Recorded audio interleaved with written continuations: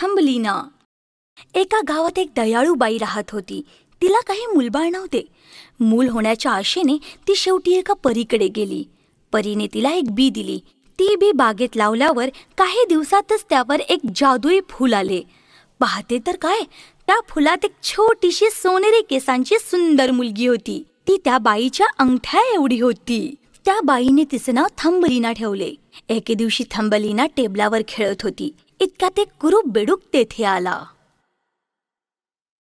अरे वा, किती सुंदर मुलगी आहे.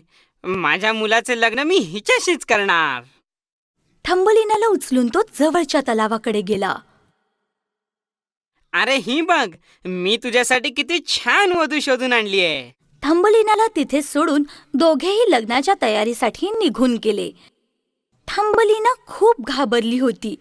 इतक्यात एका फुलपाखराने तिला पाहिले. घाबरू नकोस, मी तुला मदत करीन. थंबलिनाला उचलून ती दूर फुलांच्या राज्यात उडत घेऊन गेली.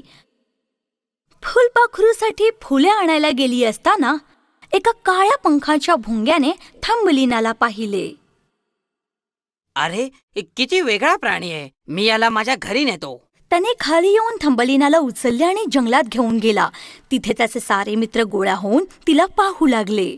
अरे हा कुरूप प्राणी बघा, याला तर 2च पाय आहेत. त्यानंतर भुंग्याने थंबलिनाला सोडून दिले. बिचारी थंबलिना जंगलात एकटी फिरत होती. अचानक तिला एक बिळ दिसले. कोण आहे तिथे?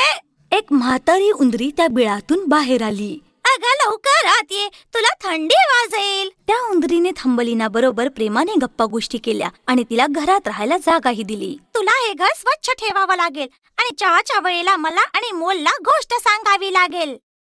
इतक्या श्रीमान मोल तिथे आले. पहिल्याच भेटीत त्यांना थंबलिना खूप आवडली. एके दिवशी सकाळी, चल जरा एका नव्या बिळात फेरफटका मारूया. मोल उंदरी आणि थंबलिनाला एका बिळात घेऊन गेले. रस्त्यात एक पाकोळी थंडीने कुडकुडत पडली होती.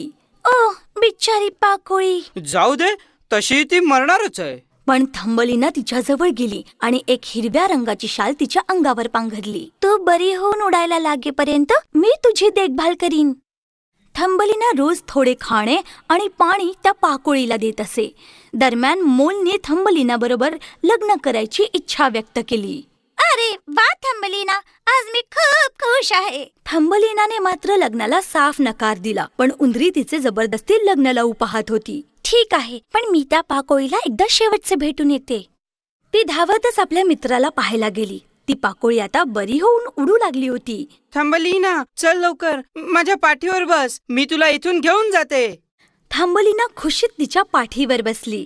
दोघी उडत उडत फुलांच्या राज्यात गेल्या. तेथे थंबलिनाला एक सुंदर तरुण दिसला. पहिल्या भेटीतच दोघेही एकमेकांच्या प्रेमात पडले. मी डेझिसचा राजा आहे, तू माझी राणी होशील? राजाचे सेवक थंबलिनाजवळ उडत गेले आणि तिला एक पंखांची जोडी भेट दिली. ते पंख थंबलिनाच्या खांद्यावर अगदी नीट बसले आणि मग थंबलिनाचे लग्न मोठ्या धूमधडाक्यात झाले.